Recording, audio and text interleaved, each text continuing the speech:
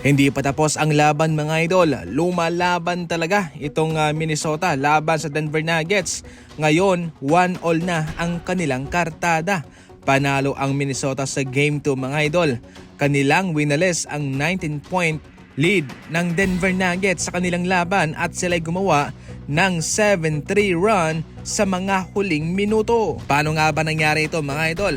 Well, sa papel, yamadong-yamado ang Denver Nuggets at dihado itong Minnesota. Subalit, kanilang nilockdown sa defense itong sa Nikola Jokic at Jamal Murray. Nahirapan ang mga ito mga idol. Malaking tulong po ang 30 points nitong si Anthony Edwards at 24 points naman galing kay Randall. Mas lalo pang binigitan ni DiVincenzo ang kanilang lamang nang siya'y makapasok ng isang 3-pointer under 1 minute. Na-miss nga rin po ni Christian Brown ang importanteng free throw nila sa labang ito at naipasok naman ni Randall ang kanilang free throw.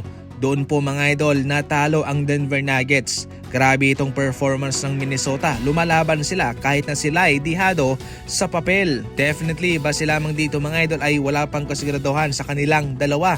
Hindi na pulyamado ang Nuggets sa ngayon at parehong may chance na silang makaabante rito. Pwedeng umabot po ito sa Game 7. Depende kung walang magiging injured player sa dalawang kampo. Naagaw naman ng Atlanta Hawks ang Game 2 laban sa Knicks mga idol. Big time 32 points ang pinakawalan nitong si CJ McCollum at nagdomina sa late game. At naka-score po siya ng mga crucial points para sa kanilang kupunan sa huling 2 minuto. Dahil dyan ay mayroon na pong bagong aasa rin ang mga fans ng Knicks. Kung nung una sa Game 1 ay si Trae Young pa rin ang kanilang minumura, ang kanilang tinutrol, ngayon naman itong si CJ McCollum na.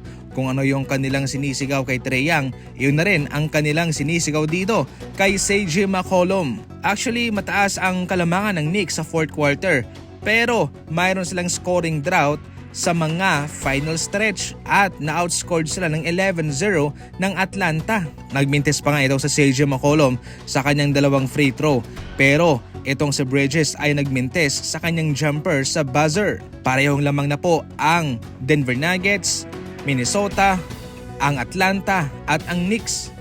Sa ating huling balita naman mga idol, ayon pa mismo kay Draymond Green, inaasahan niya na mukhang hindi na nga raw babalik pa itong si Coach Steve Kerr sa kanilang kupunan.